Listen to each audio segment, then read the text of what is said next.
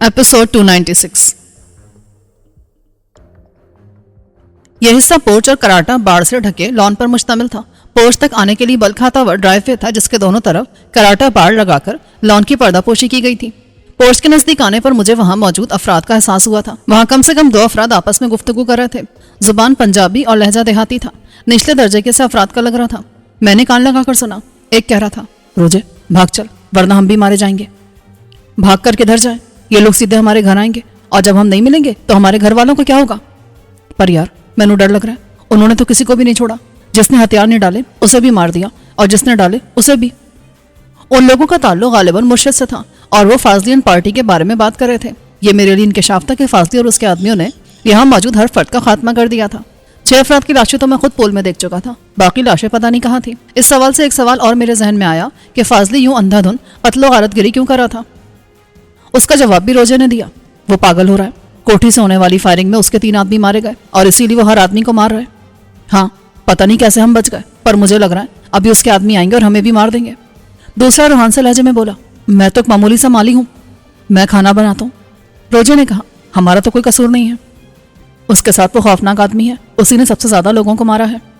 उनकी बातें सुनने के लिए मैं जरा घूम कर एक कराटा बाढ़ के पीछे आ गया जो पोश के साथ लगी थी। वो दोनों वहीं थे। कोठी पर हमले में फाजली के 3 आदमी मारे गए थे और उसने तैश में आकर कोठी में मौजूद हर फर्द को कत्ल करने का हुक्म दिया था। उसके आदमियों ने चुन चुनकर सबको मारा था। जो कहीं छुप गए थे उनको तलाश करके गोली मार दी। ये दोनों फाजली के कदमों में गिर गए थे और रो धोकर फिलहाल अपनी जान बचा ली थी, मगर उन्हें खदशा था कि फाजली उन्हें भी नहीं बख्शेगा और मुझे यकीन था कि वो उन्हें मार देगा। वो दोनों उस कत्ले आम के ऐनी गवाह थे जो फाजली के हुक्म पर वहां हुआ था। मैं जिस बाढ़ के पास खड़ा था उस तरफ 7 अफराद की लाशें पड़ी थी। उनमें एक औरत भी थी। ये भी आम या खास मुलाजिम थे।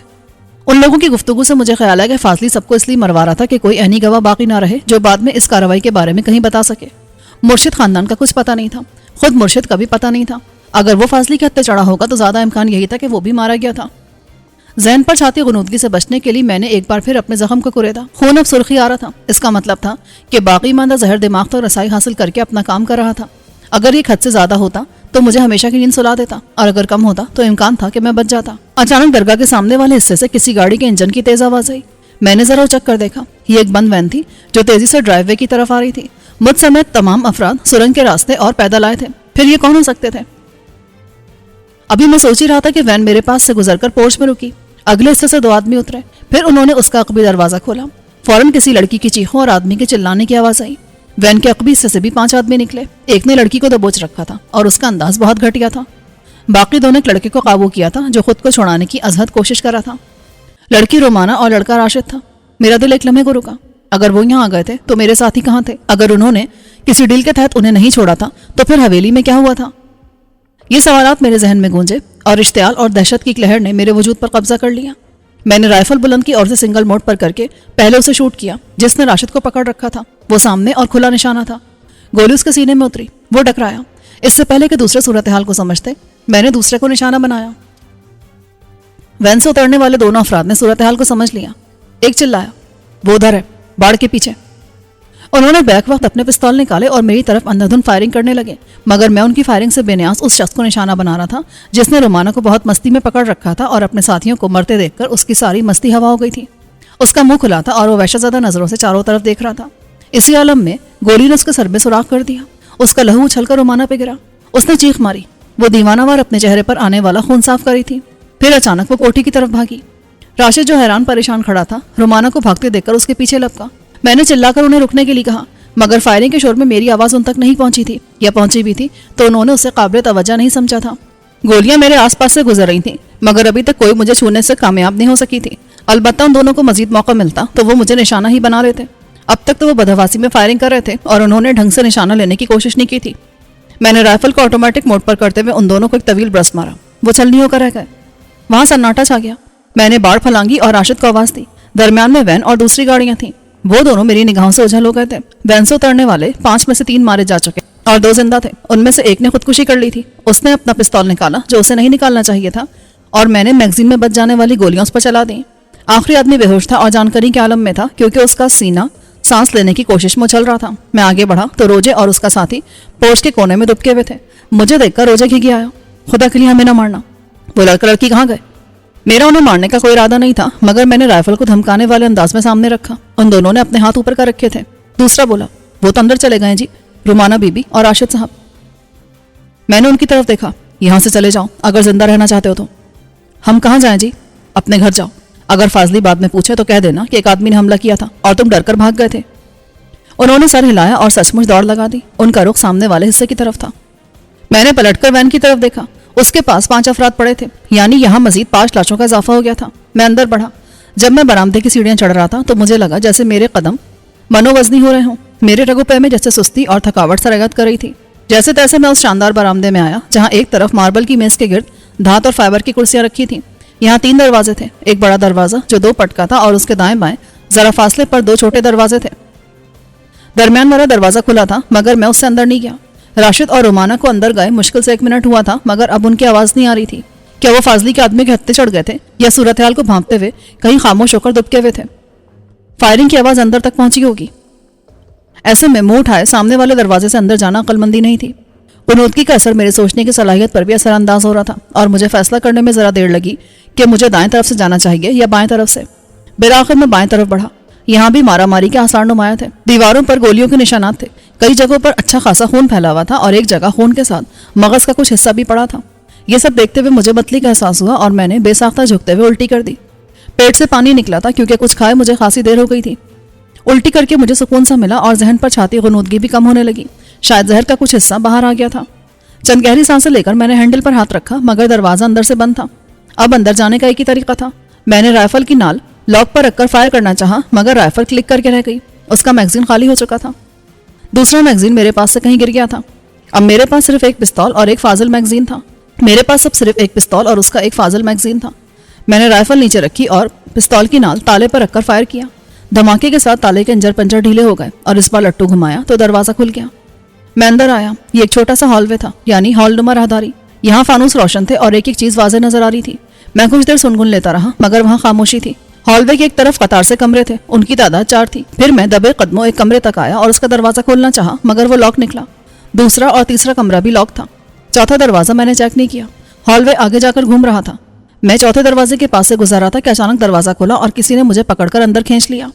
میں بالکل تیار نہیں تھا، اس لیے بے اختیار کھینچتا چلا گیا اور کسی نے ٹانگ آگے اڑائی تو میں منہ کے بل زمین پر گرا۔ اگر فرش پر دبیس قالین نہ ہوتا تو مجھے دن میں تارے نظر آ جاتے، مگر اب بھی چکر ضرور آیا تھا۔ اس سے فائدہ اٹھا کر وہاں موجود افراد نے مجھے قابو کرنے کی کوشش کی، البتہ ان کا انداز اناڑی تھا۔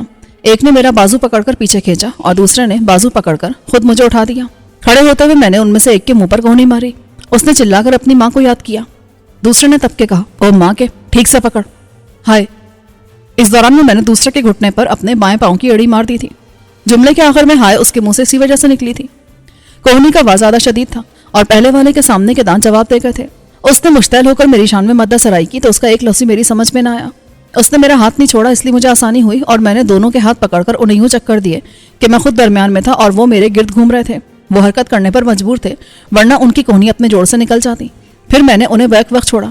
ان میں سے ایک تقریباً اڑ کر ڈریسنگ ٹیبل کے شیشے سے ٹکرایا اور اس کے ساتھ چکنا چور ہو گیا۔ دوسرے کو، جو اصل میں پہلا تھا، اپنے کچھ دانتوں سے محروم ہو چکا تھا۔ میں نے مزید ایک چکر دے کر کونے میں رکھ کے لیمپ کی طرف پھینکا۔ وہ اس کے ساتھ نیچے گرا۔ اس دوران پہلے والا کھڑا ہو گیا تھا۔ اس کے منہ سے بدستور چیخیں نکل رہی تھیں۔ میں نے اس کے پیٹ پر لات ماری تو وہ پھر ڈریسنگ ٹیبل کے ملبے پر جا گرا۔ لیمپ کے ساتھ گرنے والا کچھ دیر تو لیمپ کی طرف بجھا رہا، پھر حرکت میں آیا مگر اس کی حرکت سلو موشن میں تھی۔ میں نے اسے ہاتھ سے پکڑ کر کھینچا جس سے اس کی حرکت میں خاطر خواہ تیزی آئی۔ اسے چکر دیا تو تصادم سے پہلے اس نے ہو کی آواز نکالی۔ اس بار میں نے اسے اس کے ساتھی پر پھینکا۔ اس سے ٹکرا کر وہ لمبا ہو گیا۔ تب میں نے پہلی بار ڈریسنگ ٹیبل سے ٹکرانے والے کا منہ دیکھا۔ اس کے چہرے پر خون ہی خون تھا اور آنکھوں میں شیشے کھپ گئے تھے۔ میرے رونگٹے کھڑے ہو گئے۔ وہ نہ جانے کیسے ٹکرایا تھا کہ شیشے ٹوٹ کر اس کی آنکھوں میں گھس گئے تھے اور اسی لیے وہ چیخو پکار کر رہا تھا، مگر مجھے ان پر ذرا ترس نہ آیا۔ میں نے دانتوں سے محروم شخص کو کھینچ کر کھڑا کیا اور اس کی تلاشی لی۔ وہ جھول رہا تھا، ان کے پاس کوئی ہتھیار نہیں تھے، دوسرا بھی خالی تھا۔ میں نے اسے تھپڑ مارا۔ کون ہو تم؟ جواب میں اس کے منہ سے کچھ نکلا جو یوں تھا، میں زامی زو۔ میں نے جواب واضح کرنے کو کہا مگر ہر بار کی طرح اس نے یہی بولی بولی۔ میں پچھتایا کہ اسے دانتوں سے محروم کیوں کیا۔ مجبوراً مجھے اندھے ہو جانے والے سے رجوع کرنا پڑا۔ اس سے پہلے میں نے بے دانت کے منہ پر ایک گھونسا رسید کر کے اسے لمبا لٹا دیا۔ زخمی اب کرا رہا تھا۔ میں نے اسے کھڑا کر کے اس کی تلاشی لی۔ اس کے پاس سے ایک عدد کھٹکے دار چاقو نکل آیا جو بٹن دبانے سے کھلتا تھا۔ اسے نہتا پا کر مجھے پہلی بار شبہ ہوا کہ وہ فاضلی کے آدمی نہیں تھے بلکہ مرشد کے ملازم تھے۔ جلد اس کی تصدیق بھی ہو گئی۔ بیدانت اصل میں مرشد کا حقہ بردار تھا اور آنکھوں سے محروم ہو جانے والا مالشیا تھا۔ مالشیا نے بتایا کہ جب کوٹھی پر حملہ ہوا تو وہ اس کمرے میں چھپ گئے تھے۔ بہت دیر بعد فائر کی آواز آئی اور میں اندر داخل ہوا تو انہوں نے مجھ پر قابو پا کر یہاں سے نکلنے کا فیصلہ کیا، مگر بدقسمتی سے خود میرے قابو میں آ گئے۔ مجھے افسوس ہوا کہ میں نے غلط لوگوں پر ہاتھ اٹھایا، مگر یہ افسوس کا وقت نہیں تھا، اس لیے میں نے اس سے مزید معلومات حاصل کرنی جاری رکھی۔ اس سے حاصل شدہ معلومات سے یہ بات سامنے آئی کہ مرشد نے اپنے تمام اہل خانہ کو شہر میں مرشد ہاؤس بھیج دیا تھا۔ یہاں مرشد خود صرف چند ملازمین اور بے شمار مسلح افراد کے ساتھ تھا۔ درگاہ اور کوٹھی میں کام کرنے والے 100 کے قریب ملازمین کو چھٹی دے کر گھر بھیج دیا گیا تھا اور یہاں مشکل سے 2 درجن ملازم تھے۔ ان کے علاوہ مرشد کے 30 سے 35 خاص محافظ اور ان سے زیادہ باہر سے منگوائے ہوئے مسلح افراد تھے۔ روکے جانے والے محافظ محرم راز تھے اور وہ بھی مسلح تھے۔ یہ سن کر میں نے کسی قدر اطمینان محسوس کیا۔ میرے دل پر وہ بوجھ کم ہونے لگا جو اتنی اموات دے کر فطری طور پر آ گیا تھا۔ وہ اب تک شرافت سے جواب دے رہا تھا، پھر اس نے اپنی آنکھوں کو ہاتھ لگانے کی کوشش کی تو اس میں چبھے شیشے ہاتھ پر لگے۔ وہ چیخ اٹھا، یہ کیا ہے؟ شیشے ہیں جو تمہاری آنکھوں میں اتر گئے ہیں۔ میں نے اسے آگاہ کیا، مگر میری توجہ اس کی طرف نہیں بلکہ باہر سے آنے والی آہٹوں پر تھی۔ میں اس سے بہت دھیمے لہجے میں بات کر رہا تھا۔ میں نے اسے بھی آہستہ آواز نکالنے کو کہا، اسی لیے میں باہر سے آنے والی آوازیں سننے میں کامیاب رہا۔ وہ چپ ہوا تو باہر سے کسی کے بولنے کی آواز آئی۔ میں نے اس کے منہ پر ہاتھ رکھ دیا۔ اس نے تڑپ کر ہاتھ ہٹانا چاہا مگر میں نے اس کو جکڑ لیا۔ اس بار میں نے کسی کو واضح طور پر بولتے سنا۔ میں نے اس کے کان میں کہا، شش، باہر کوئی ہے، اب آواز مت نکالنا ورنہ دونوں مارے جائیں گے۔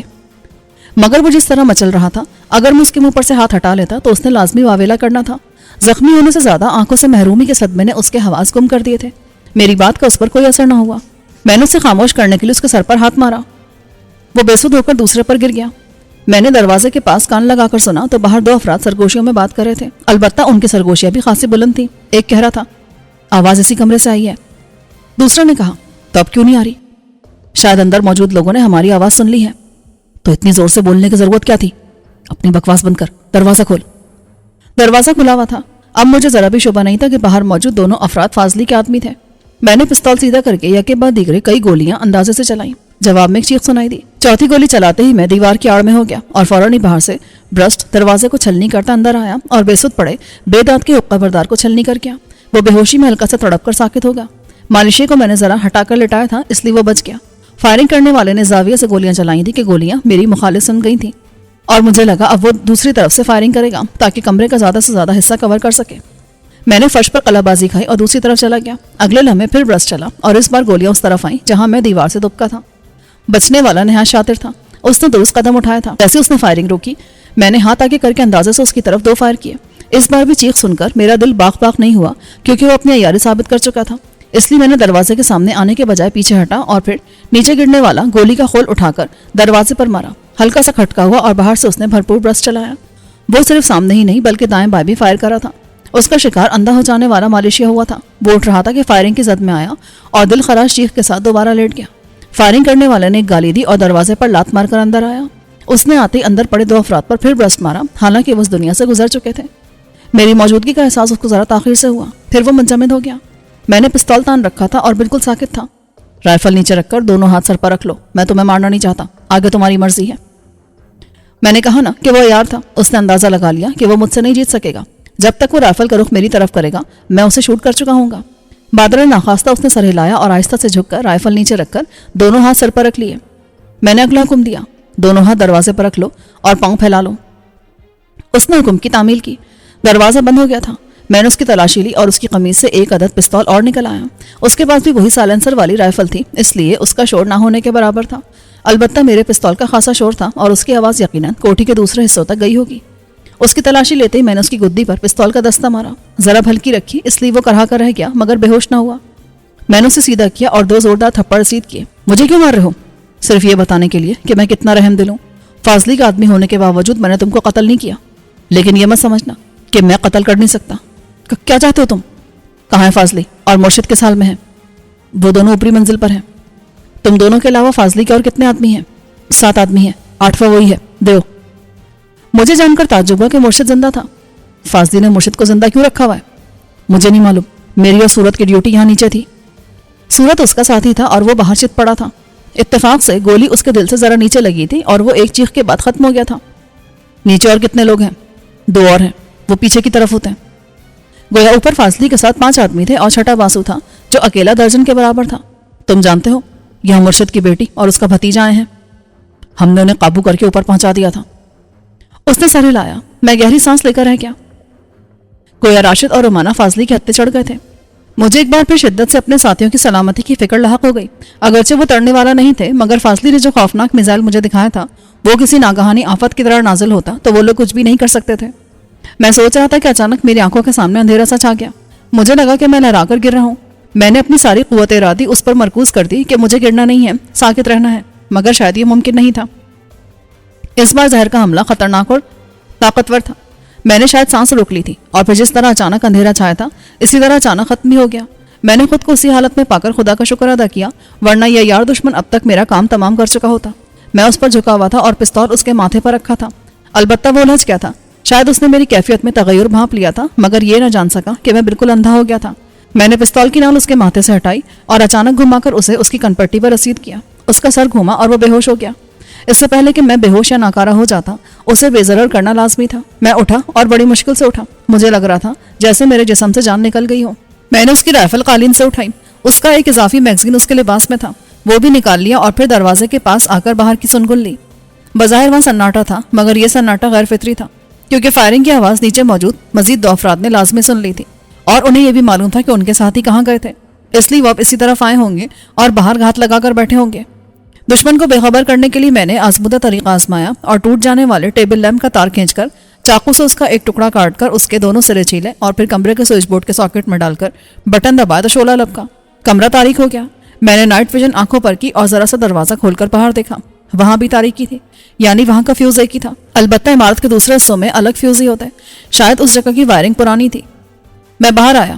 ہال وے کے آخری حصے میں روشنی جھلک رہی تھی، اور یہ عام روشنی نہیں تھی بلکہ نائٹ ویژن سے نظر آنے والی انفراریڈ شعاعیں تھی۔ اس کا مطلب تھا اس طرف کو زندہ فرد موجود تھا جس کا جسم حرارت خارج کر رہا تھا۔ میں دبے قدم اس طرف بڑھا تو کوئی دبی آواز میں کہہ رہا تھا، ادھر روشنی بند ہو گئی ہے جی۔ نہیں جی، پوری جگہ کی بند ہوئی ہے۔ دوسری آواز سنائی نہیں دے رہی تھی۔ میں نے کونے سے جھانک کر دیکھا تو ایک شخص دیوار سے ٹکا تھا۔ اس کے ہاتھ میں رائفل تھی، مگر اس کی توجہ نہیں تھی، اور تاریکی میں اسے میں نظر بھی کہاں تھا۔ میں نے رائفل سیدھی کی اور اس کے سامنے آیا۔ شاید اس کی چھٹی اس نے اس کو چونکا دیا۔ اس نے جلدی سے رائفل سیدھی کرنا چاہی، لیکن اس سے پہلے ہی میں گولی چلا چکا تھا۔ میں نے اس کے دائیں بازو کا نشانہ لیا تھا، مگر گولی بازو کو چھیدتی ہوئی جسم میں اتر گئی۔ اس نے جھٹکا لیا اور پھسلتا ہوا نیچے گرا۔ میں نے لات مار کر اس کی رائفل دور پھینک دی۔ اس کی آنکھیں بند تھیں۔ میں نے اس کے کان پر لگا ریڈیو اتارا۔ یہ جدید قسم کا چھوٹا سا ریڈیو تھا جو کان میں فٹ ہو جاتا تھا، اور اس کی رینج بھی زیادہ نہیں تھی۔ میں نے اسے کان سے لگایا، مگر دوسری طرف سے کوئی آواز نہیں آ رہی تھی۔ ریڈیو پھینک کر میں سیدھا ہوا تو پھر چکر آیا۔ مجھے دیوار کا سہارا لینا پڑا۔ دیوار کے سہارے میں آگے بڑھا۔ ابھی مجھے نیچے ایک فرد سے اور نمٹنا تھا، تبھی میں اوپر جا سکتا تھا۔ ہال وے اس طرف گھومنے کے بعد پتلی راہداری کی صورت اختیار کر گیا تھا، اور اس کے دونوں طرف کمرے تھے۔ آخری حصے میں ایک لاؤنج جیسا نظر آیا تھا، اور وہاں روشنی تھی۔ فیوز صرف اسی حصے کا اڑا تھا۔ میں راہداری کے وسط میں تھا کہ دوسرا فرد اچانک ہی لاؤنج کی طرف سے نمودار ہوا۔ میں نے عجلت میں اس پر فائر کیا، اسی وجہ سے وہ بچ گیا۔ اس نے مجھے دیکھا نہیں تھا، مگر فائر نے اس کو چونکایا اور وہ تیزی سے واپس آڑ میں گیا۔ اپنی حماقت کا احساس ہوتے میں عجلت میں پسپا ہوا، کیونکہ یہاں چھپنے کی کوئی جگہ نہیں تھی۔ بچنے کے بعد وہ چند سیکنڈ میں واپس آیا۔ اس نے راہداری میں برش چلایا۔ میں اس سے پہلے ہی گر گیا تھا۔ گولیاں میرے اوپر سے گزر گئیں اور کچھ میرے آس پاس فرش پر لگی۔ اس نے اندھی فائرنگ کی تھی کیونکہ وہ خود آڑ میں تھا۔ اس نے صرف ہاتھ نکال کر اندازے سے برسٹ مارا تھا۔ میں لیٹے لیٹے پیچھے کی طرف سرکا۔ پیچھے جانے کے دوران پہلے آدمی سے ٹکرایا جو دیوار سے ٹکا بیٹھا تھا۔ میں اس کی دوسری طرف چل، اس کی آڑ میں دوسرے برش سے بچ گیا تھا۔ چند گولیاں اسے لگی تھی اور اس نے جھٹکا لیا، مگر ہلا نہیں۔ پتہ نہیں وہ زندہ تھا یا مر گیا تھا۔ میں اس کی آڑ میں ہی پیچھے سرکا اور پھر ہال وے میں آ گیا۔ میں ایک بار پھر بچا، کیونکہ میری طرف سے جواب نہ پا کر اس نے سامنے آ کر اس بار سیدھی فائرنگ کی۔ جیسے ہی وہ رکا، میں نے اسی کے انداز میں رائفل آڑ سے نکال کر اندھا برسٹ مارا۔ میری طرح وہ بھی بچ گیا اور تیزی سے آڑ میں ہو گیا۔ میں دیوار سے ٹیک لگا کر بیٹھ گیا۔ میرے ہاتھ پاؤں سن کی سی کیفیت میں تھے، سر گھوم رہا تھا اور حواس قابو سے باہر ہو رہے تھے۔ شاید یہ زہر کا مزید کو اثر تھا، کیونکہ اب تک اس نے سوائے نیند طاری کرنے کے مجھے اور کوئی تکلیف نہیں دی تھی۔ یہ بھی تکلیف نہیں تھی بلکہ بے چینی تھی جو گرمائش اور سنسناہٹ کے ساتھ جسم میں پھیل رہی تھی۔ میں نے محسوس کیا کہ میں اسی طرح بیٹھا رہا تو سو جاؤں گا یا حواس گم کر بیٹھوں گا، اس لیے میں کھڑا ہوا اور ہال وے کے دوسری طرف بڑھا۔ اس کا ایک دروازہ یقیناً کوٹھی کے مرکزی دروازے کی طرف کھل رہا تھا، اور اس طرف نہ جانے کیا تھا۔ فاصلے کے آدمی ریڈیو سے آپس میں منسلک تھے۔ اس کا مطلب تھا کہ اوپر والوں کو نیچے جاری جنگ کا علم ہو گیا تھا اور ان کی طرف سے مزید کمک روانہ کر دی گئی ہوگی۔ یہ بھی امکان تھا کہ اس دروازے کے باہر فاصلی کے گرگے ہاتھ لگائے بیٹھے ہوں گے کہ میں نمودار ہوں اور وہ میرے جسم میں چند عدد سوراخوں کا اضافہ کر دیں۔ اب فاصلی واضح طور پر میرے خاتمے پر تل گیا تھا، اس لیے میں اسی دروازے سے باہر آیا جس سے اندر داخل ہوا تھا۔ کھلی فضا میں آنے کے بعد بے چینی کا احساس کم ہوا، لیکن جسم میں گرمی بڑھتی جا رہی تھی اور سنسناہٹ کو زیادہ ہی تیز ہو رہی تھی۔ یہ ایسی سنسناہٹ تھی کہ میں ہاتھ کو دوسرے ہاتھ سے چھوتا تو ہلکا سا کرنٹ لگتا. نہ جانے زہر کا اثر تھا یا کیا تھا. برآمدے میں ٹیبل پر ایک منرل واٹر کی بوتل رکھی تھی. پہلے میں نے اس کو نظر انداز کر دیا تھا، مگر اب اندر کی آگ سے گھبرا کر میں نے اسے اٹھایا اور منہ سے لگا کر اس وقت تک پیتا رہا جب تک آخری قطرہ بھی میرے حلق میں نہیں اتر گیا. تقریباً 1.5 لیٹر پانی پی کر مجھے سکون ملا اور آگ میں کمی محسوس ہوئی. ہاتھ پیروں کی سنسناہٹ بھی کم ہوئی. میں خود کو بہتر محسوس کرنے لگا. چند گہرے سانس لے کر میں مرکزی دروازے سے چھوٹے دروازے کی طرف بڑھا. یہ بھی لاک تھا. اسے کھولنے کے لیے گولی کا سہارا لینا پڑا. البتہ اب میرے پاس خاموش رائفل تھی، اس لیے یہ کام خاموشی سے ہو گیا. میں اندر داخل ہوا تو یہ ایک بڑی نشست کا ثابت ہوئی. شاندار قسم کے صوفوں اور فرنیچر سے مزین یہ جگہ خالی تھی. میرا دل چاہ رہا تھا کہ کسی دبی صوفے پر لیٹ جاؤں. یہاں ہلکی روشنی کے قمقمے روشن تھے اور کچھ خوابناک سا ماحول تھا، یا پھر میری کیفیت تھی جو مجھے خوابناک لگ رہا تھا. جی چاہا کہ کسی صوفے پر لیٹ جاؤں اور سو جاؤں. اس دلی خواہش کو رد کرنے کے لیے میں خود کو خبردار کر رہا تھا. مجھے خود سے لڑنا پڑ رہا تھا، اور جب میں نے خود سے لڑائی کی تو یہ بات میری سمجھ میں آ گئی کہ نفس سے لڑنے کو جہاد اکبر کیوں کہا جاتا ہے. میں آگے بڑھا تو میرے قدم لڑکھڑانے لگے. پاؤں جیسے بے جان ہوئے جا رہے تھے. ایک صوفے کے پاس سے گزرتے ہوئے میں کچھ زیادہ ہی لڑکھڑایا اور پھر صوفے پر گرا. وہاں سے لڑک کر میں قالین پر آ گیا. رائفل کی نال گلاس ٹاپ ٹیبل سے ٹکرائی اور خاصی آواز آئی. اس آواز نے دشمن کی رہنمائی کی اور وہ نشستگاہ کی طرف آیا. مجھ میں کھڑا ہونے کی تاب نہیں تھی. رائفل اٹھانا بھی دشوار لگ رہا تھا. دشمن اندر آیا تو کسی چیز سے ٹکرایا. اس نے بھی اپنی آمد کا اعلان کر دیا. دشمن سر پر آ گیا تھا اور میں ہاتھ پاؤں پھیلائے بے بس پڑا تھا. وہ پھونک پھونک کر قدم رکھتا صوفے کے دوسری طرف سے نمودار ہوا. اس نے مجھے دیکھتے رائفل کا رخ میری طرف کر دیا. ایک لمحے کو مجھے لگا کہ وہ ابھی فائر کھول دے گا، مگر اس کے بجائے وہ ریڈیو پر بولا، وہ مل گیا ہے، ادھر یوں پڑا ہے جیسے بے ہوش ہو. اس نے دوسری طرف سے جواب سنا اور سر ہلایا. چل بھائی، تیرا وقت پورا ہو گیا ہے، تیار ہو جا مرنے کے لیے. اس کا جملہ منہ میں ہی تھا کہ صوفے کے ساتھ لگے ہوئے میرے ہاتھ میں دبے پستول سے فائر ہوا. گولی صوفے کو چیرتی ہوئی اس کے جسم میں پیوست ہو گئی. اسے میری رائفل دکھائی دی تھی، اس لیے وہ فطری طور پر مطمئن ہو گیا تھا اور سوچا نہیں تھا کہ میرے چھپے ہوئے ہاتھ میں کو ہتھیار ہو سکتا ہے. اسے اسی کا خمیازہ بھگتنا پڑا. گولی کے جھٹکے سے وہ پیچھے گیا. اس نے بے ساختہ رائفل کا ٹریگر دبایا اور برسٹ چلا، مگر رائفل کا رخ اوپر کی طرف ہو گیا تھا. میں نے لیٹے لیٹے اس پر پورا میگزین خالی کر دیا. ہر فائر کے جھٹکے سے وہ پیچھے جاتا تھا اور ہر بار اس کی رائفل برسٹ مارتی تھی. اس کا نشانہ نشستگاہ کی چھت اور فانوس بن رہے تھے. میرے آس پاس ٹوٹے شیشوں کی بارش ہو رہی تھی. میں نے چہرہ چھپا لیا.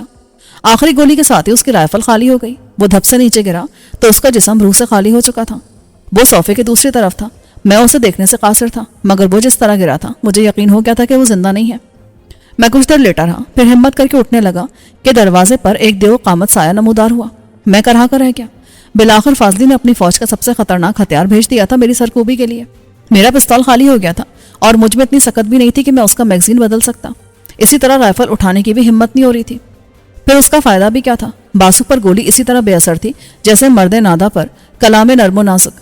باسو نے اندر آ کر میرا جائزہ لیا اور پاس آیا.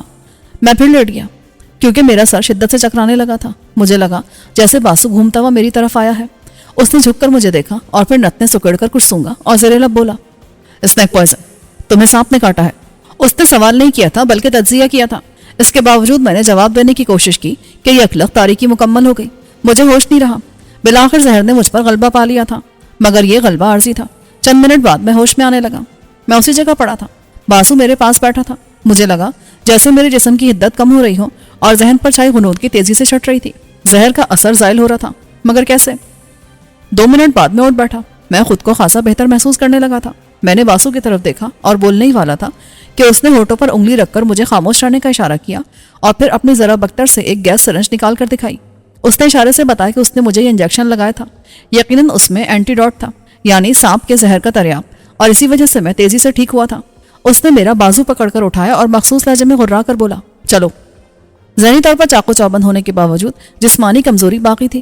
باسو کے سہارے کے باوجود میں لڑکھڑا گیا. اگر اس نے نہ پکڑا ہوتا تو میں گر جاتا. میری حالت دیکھ کر اس نے مجھے اٹھا کر شانے پر لادا اور چل پڑا. اس کا رخ کوٹھی کے اوپری حصے کی طرف تھا. سیڑھیاں چڑھ کر وہ اوپر آیا جہاں وسیع اور عریض لاؤنج میں ساری پارٹی موجود تھی. فاضلی اپنے مسلح گرگوں کے ساتھ تھا. ان کی تعداد اب 5 رہ گئی تھی. ایک طرف کرسیوں پر مرشد، رومانہ اور راشد بندھے بیٹھے تھے.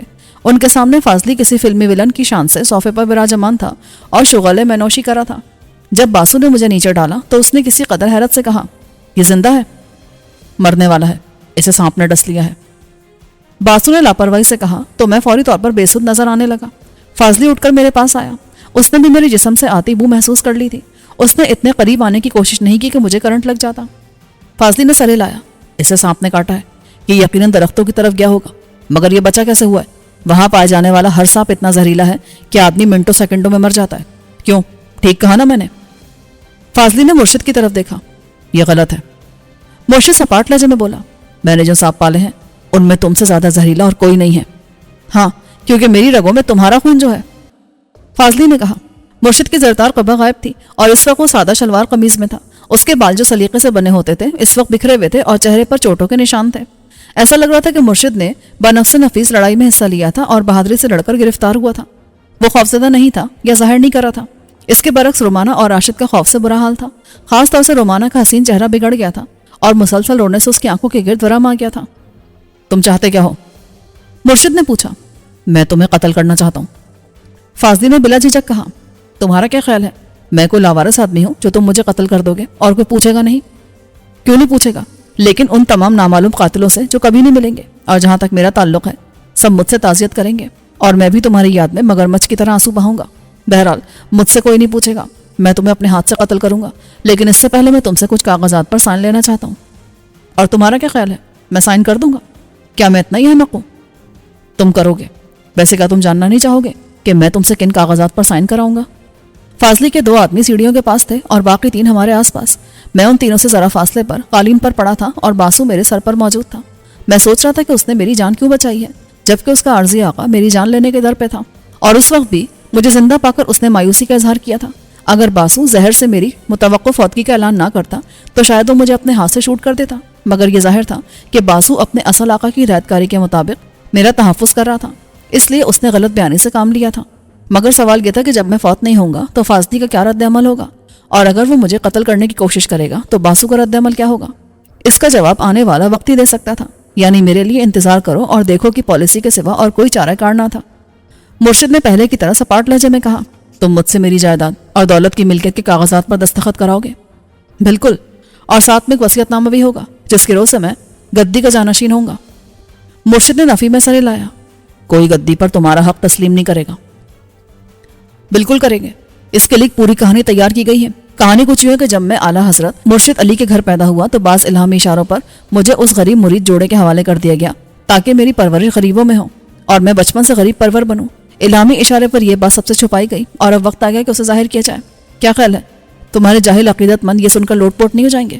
تم بھی تو انہیں ایسی کہانیوں سے بے وقوف بناتے آئے ہو۔ مرشد خاموش رہا، لیکن میں فاضلی سے متفق ہو گیا تھا۔ فاضلی کا دعویٰ بالکل درست تسلیم کیا جاتا، جبکہ درگاہ کا ہر فرد اسے مرشد کے معتمد خاص کی حیثیت سے بھی جانتا تھا۔ سب سے بڑھ کر وہ گدی پر قابض ہوتا تو طاقت بھی اس کے ہاتھ میں ہوتی، پھر کون اس کے سامنے کھڑا ہو سکتا تھا؟ مرشد نے نفی میں سر لایا۔ تم کہانی بنا لو گے لیکن خود کو میری اولاد کیسے تسلیم کراؤ گے؟ بہت آسانی سے۔ ڈی این اے ٹیسٹ اسی لیے تو ہوتا ہے کہ آدمی کے ماں باپ کا پتہ چل جائے۔ مرشد کا چہرہ سد گیا۔ میرا جی چاہ رہا تھا کہ اس گفتگو میں مداخلت کروں، مگر میں تو مارگزیدہ بنا تھا، اس لیے میں نے خاموش رہنے مناسب سمجھا۔ یہاں جو قتل و غارت گری ہوئی ہے اس کا کیا جواب دو گے؟ جواب دینے کی ضرورت کیا ہے؟ کہانی یہ ہوگی کہ دہشت گردوں نے درگاہ پر حملہ کیا اور تم سمیت سب کو ٹھکانے لگا دیا۔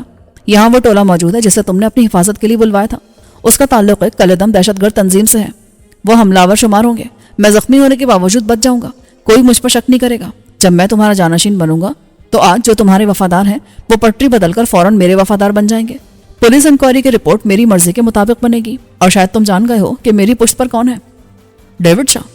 تم کیا سمجھتے ہو وہ ہمیشہ یہاں تمہاری پشت پناہی کے لیے موجود رہے گا؟ نہیں، لیکن جب تک میں مضبوط ہو جاؤں گا۔ فاضلی نے چالاکی سے کام لیتے ہوئے ڈیوڈ شاہ کی حیثیت کی نفی سے گریز کیا، حالانکہ کیونکہ یہاں باسو موجود تھا۔ پھر بھی میرے بچے موجود ہیں، تم ان کے ہوتے ہوئے جائیداد اور گدی پر قبضہ نہیں کر سکتے۔ کیوں بچوں کی سی باتیں کرتے ہو؟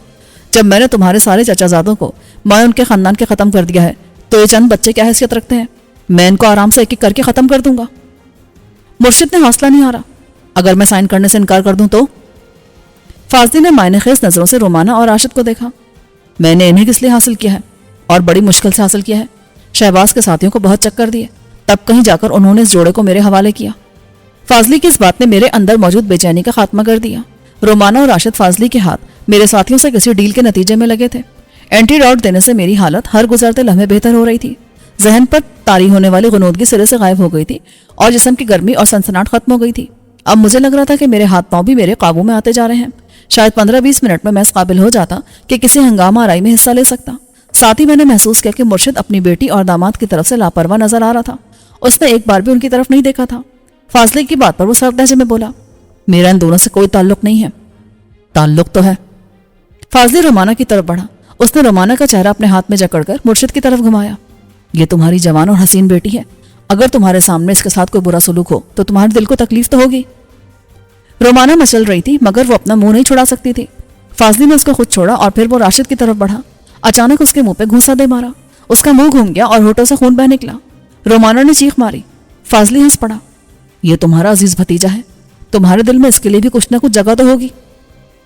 یہ دونوں میرے مجرم ہیں، میرے آدمی نے تلاش کرے تھے، اگر یہ مل جاتے تو اب تک کسی نامعلوم قبر میں دفن ہو چکے ہوتے۔ مجھے نہیں معلوم تھا کہ انہیں شہباز نے پناہ دی ہوئی ہے۔ واقعی تم واقعی ان کے ساتھ یہ سلوک کرتے؟ میں نے کہا نا، میرا ان سے کوئی تعلق نہیں ہے، تم ان کے ساتھ جو جی چاہے کرو۔ مرشد کا لہجہ مزید سخت ہو گیا مگر مجھے لگا اس سختی کے اندر کہیں کچھ اور بھی تھا۔ دوسرے فاضلی نے رومانہ کے لیے جس طرح کے الفاظ استعمال کیے تھے، میرے اندر ایک خیال سرسرانے لگا مگر میری عقل اسے مسترد کر رہی تھی۔ ایسا کیسے ہو سکتا تھا؟ کوئی کتنا ہی شیطان کیوں نہ ہو جائے، اپنی بہن کو بری نظر سے کیسے دیکھ سکتا ہے؟ رومانہ اس کی سوتیلی بہن تھی، بے شک یہ رشتہ خونی نہیں تھا۔ فاضلی نے معنی خیز انداز سے پوچھا، کچھ بھی کروں اور بے شک تمہارے سامنے کروں؟ ذلیل، اپنا گندا منہ بند رکھ، راشد تڑپ کر بولا۔ فاضلی نے جواب میں اس کے منہ پر پے در پہ کئی مکے رسید کیے اور صحیح معنوں میں اس کا حلیہ بگاڑ دیا۔ وہ ذرا نازک نوجوان تھا، یہ چند مکے بھی اس کے لیے بہت کافی تھے مگر وہ حوصلے سے برداشت کرتا رہا۔ رومانہ چلا رہی تھی، مرشد البتہ خاموش تھا، اس کا چہرہ مزید سد گیا تھا۔ فاضلی نے اپنا ہاتھ روکا اور پھر راشد کی شرٹ سے ہاتھ پر لگنے والا خون صاف کیا۔ اس نے اطمینان سے مرشد کی طرف دیکھا۔ اب کیا کہتے ہو؟ ویسے تمہیں آئیڈیا تو ہو گیا ہوگا کہ میں کس حد تک جا سکتا ہوں۔ ہاں مجھے اندازہ ہو گیا ہے، لیکن میں تمہاری بات نہیں مانوں گا۔ میں نے کہا نا، تم ان کے ساتھ جو جی چاہے سلوک کرو۔ فاضلی صفاقی سے مسکرا دیا۔ ویسے میری بھی یہی خواہش ہے کہ تم اتنی آسانی سے نہ مانو۔ کیا کرو گے تم؟ مار دو گے ان دونوں کو، پھر مجھے مارو گے؟ ارادہ تو یہی ہے لیکن اتنی آسانی سے نہیں۔ پہلے میں تمہارے سامنے تمہاری بیٹی کو بے آبرو کروں گا۔ کتے کے بچے! راشد چلایا اور رومانہ دہشت زدہ انداز میں رونے لگی۔ میں نے کمزور سی آواز میں کہا، فاضلی مجھے اندازہ نہیں تھا تم اس قدر ذلیل اور شیطان صفت شخص نکلو گے۔ تعجب ہے، میری ولدیت کے بارے میں جان کر بھی تم میرے بارے میں ایسا خیال رکھتے تھے؟ ہاں، اس کے باوجود خیال نہیں آیا، کاش کہ میں تمہیں قتل کر سکتا۔ تم نہیں، میں تمہیں قتل کروں گا۔ طریقہ بھی میں نے سوچ لیا ہے۔ انسان سوچتا بہت کچھ ہے لیکن ہوتا وہی ہے جو اوپر والا چاہتا ہے۔ میری بات پر وہ کسی قدر مشکوک لہجے میں بولا، کیا بات ہے؟ تم میں بڑا دم خم نظر آ رہا ہے، بظاہر تو تم قریب المرگ تھے۔ وہ میرے قریب آیا، تمہیں پسینہ بھی نہیں آ رہا۔ میں نے جواب دینے سے گریز کیا۔ باسو، تم تو کہتے کہ اسے سانپ نے کاٹا ہے اور یہ مر جائے گا۔ اسے یہاں 10 منٹ سے اوپر ہو گئے ہیں اور ابھی تک اس میں مرنے کے آثار نظر نہیں آ رہے۔ ہو سکتا ہے یہ میرے اور تمہارے اندازے سے زیادہ سخت جان ہو۔ باسو نے سپاٹ لہجے میں کہا، شاید سانپ ٹھیک سے ڈس نہ سکا ہو۔ فاضلی کی آنکھوں میں شک نمایاں تھا۔ اس نے مکارانہ انداز میں کہا، اچھی بات ہے، یہ اتنی جلدی نہ مرے اور بہت کچھ دیکھ کر میرے ہاتھوں مارا جائے۔ مجھے دنیا میں کسی شخص کو قتل کرنے کی اتنی خواہش نہیں ہے جتنی اس شخص کو قتل کرنے کی ہے۔ غالباً مرشد کے بارے میں بھی تم ایسے خیالات رکھتے ہو؟ میں نے کہا۔ اس نے مرشد کی طرف دیکھا اور بولا، کچھ بھی صحیح، لیکن ہے تو میرا باپ۔ اس وقت بھی مجھے اس پر رحم آ رہا ہے، لیکن شہباز تمہارے لیے میرے اندر صرف ایک ہی جذبہ ہے۔ راشد جو کچھ دیر پہلے تک فاضلی کو گالیاں دے رہا تھا اب گھبرایا ہوا لگ رہا تھا۔ اس نے فاضلی سے کہا، سنو، مرشد ٹھیک کہہ رہا ہے، اگر اس کا بس چلے تو ہمیں اپنے ہاتھ سے مار کر اپنے کتوں کو کھلا دے۔ تب تو میں بھی یہی کروں گا، اپنے باپ کی آخری خواہش سمجھ کر۔ فاضلی ہنس پڑا۔ وہ رومانہ کی طرف بڑھا تو وہ چلانے لگی۔ فاضلی اسے کھولنے لگا۔ وہ جیسی آزاد ہوئی اس نے فاضلی کا منہ نوچنے کی کوشش کی مگر ایک تھپڑ کھا کر واپس کرسی پر گری۔ فاضلی نے ذرا بھی لحاظ نہ کیا کہ وہ بہت نازک سی لڑکی تھی۔ راشد پھر چلانے اور گالیاں دینے لگا۔ میں نے اٹھنے کی کوشش کی تو باسو نے اپنا بھاری ہاتھ میرے شانے پر رکھ دیا۔ اس کی آنکھوں میں اشارہ تھا کہ میں خاموش رہوں، لیکن میرے سامنے ایک عورت کی بے حرمتی ہو اور بے شک وہ میرے بدترین دشمن کی بیٹی ہی کیوں نہ ہو، مجھ سے قطعی برداشت نہیں ہو سکتا تھا۔ میں نے مرشد سے کہا، تمہارا مقدر موت ہے اور تمہارا ناجائز بیٹا کسی کو نہیں چھوڑے گا، پھر کیوں ذلت کے ساتھ مر رہے ہو؟ اگر تمہارے نزدیک اپنی کو عزت نہیں ہے تو اپنی بیٹی کو تو عزت سے مرتے دو۔ تم اسے نہیں جانتے، مرشد نے دھیمے لہجے میں کہا۔ اگر میں نے سائن کر بھی دیے تب بھی یہ یہی سب کرے گا۔ لعنت ہو تم پر، ایک امکان پر تم یہ سب برداشت کرنے کو تیار ہو گئے ہو جسے کوئی باپ برداشت نہیں کر سکتا۔ میں نے تیز لہجے میں کہا۔ فاضلی نے رومانہ کو بے رحمی سے نیچے گرایا اور اسے بالوں سے پکڑ کر کھینچتا ہوا لاؤنج کے وسط میں موجود کاؤچ کی طرف لے جانے لگا۔ اس نے رومانہ کو کاؤچ پر دھکا دیا اور مرشد سے بولا، شاید تم تیار ہو لیکن یہ شو بہت طویل ہوگا، اس میں میرے بعد یہ سب بھی حصہ لیں گے۔ شو اس وقت تک جاری رہے گا جب تک تم مان نہیں جاتے یا پھر یہ مر نہیں جاتی۔ اس نے اپنے آدمیوں کی طرف اشارہ کر کے کہا۔ میں نے اٹھنے کی کوشش کی تو فاضلی کے 2 آدمیوں کے گنوں کا رخ میری طرف ہو گیا۔ وہ اس وقت میری طرف سے پوری طرح چوکنا تھے۔ پھر باسو کا ہاتھ میرے شانے پر کسی چٹان کی طرح جمع تھا۔ مرشد کے چہرے پر زلزلے کے سے تاثرات تھے۔ وہ شاید اندرونی کشمکش کا شکار تھا۔ اچانک رومانہ چلائی، پاپا! فاضلی ہنسا۔ تمہاری لاڈلی بیٹی نے تمہیں پکارا ہے، جو تمہارے منہ پر کالک مل کر بھاگی تھی۔ فاضلی، میں تیار ہوں، لیکن میری ایک شرط ہے، رومانہ کو جانے دو۔ مرشد نے کہا، نہیں، ہرگز نہیں، اسی کی موجودگی میں تم سائن کرو گے، ورنہ بعد میں تم مکر بھی سکتے ہو۔ میں نے سائن کر دیے، اور تب بھی تم نے یہی سب کیا، تو پھر؟ تو مجبور تم ہو، میں نہیں، اور یہ سائن بھی میرے لیے بیکار ہیں۔ میں خود کر سکتا ہوں، اور کوئی اسے چیلنج بھی نہیں کرے گا۔ تب تم میرے سائن مجھ سے کیوں چاہتے ہو؟ اپنی تسکین کے لیے، میں تمہیں اپنے سامنے جھکا ہوا دیکھنا چاہتا ہوں۔ اب اس سے زیادہ اور کیا جھکوں؟ میرے ہاتھ کھولو، میں سائن کرنے کے لیے تیار ہوں۔ فاضلی کے اشارے پر اس کے گرگے نے مرشد کے ہاتھ کھول دیے۔ اس کے سامنے ایک چھوٹی میز لا کر رکھی اور فاضلی نے وصیت نامے اور ملکیت کے کاغذات کی فائل مائع پین اس کے سامنے رکھ دی۔ بتاؤ، دستخط کہاں کرنے ہیں؟ یہاں۔ فاضلی نے انگلی رکھی۔ میں نے محسوس کیا جیسے وہ مرشد کی رضامندی سے خوش نہیں تھا۔ غالباً وہ چاہتا تھا کہ مرشد مزاحمت کرے اور وہ مرشد کو ذلیل کرنے کے لیے رومانہ کو بے آبرو کرے۔ مرشد نے خاموشی سے دستخط کر دیے۔ فاضلی نے صفحے پلٹے اور پھر ایک جگہ انگلی رکھی۔ اب یہاں سائن کرو۔ اس وقت مرشد نے جو کیا وہ میں نے تو کیا، بہت چوکس رہنے والے فاضلی نے بھی نہیں سوچا تھا۔ اس نے اچانک پین فاضلی کی آنکھ میں گھسانے کی کوشش کی۔ یہ دھات کا بنا ہوا اعلیٰ درجے کا بال پوائنٹ تھا۔ اگر مرشد کا نشانہ ٹھیک بیٹھتا تو فاضلی شدید زخمی ہو جاتا اور وہ مر بھی سکتا تھا، کیونکہ آنکھ کے صرف 2 انچ پیچھے دماغ ہوتا ہے۔ مگر اس کی بدقسمتی کہ اس کا نشانہ درست نہیں بیٹھا اور بال پین کی نوک فاضلی کی آنکھ کے پاس رخسار کو چیرتی چلی گئی۔ وہ بچنے کی کوشش میں ایک جھٹکے سے پیچھے ہٹا۔ اس کے منہ سے کرہا نکلی۔ اس نے بے ساختہ زخم پر ہاتھ رکھا جس سے خون پھوٹ رہا تھا۔ مرشد اس سے زیادہ کچھ نہیں کر سکتا تھا، کیونکہ اس کے صرف ہاتھ آزاد تھے اور جسم بندھا تھا۔ فاضلی کے ایک آدمی نے عقب سے اس کے سر پر ہلکی سی ضرب لگائی اور پھر اس سے بال پین چھین لیا۔ فاضلی کا ایک آدمی اسے اٹھانے کے لیے آگے آیا تو فاضلی نے خود اٹھتے اسے تھپڑ مارا۔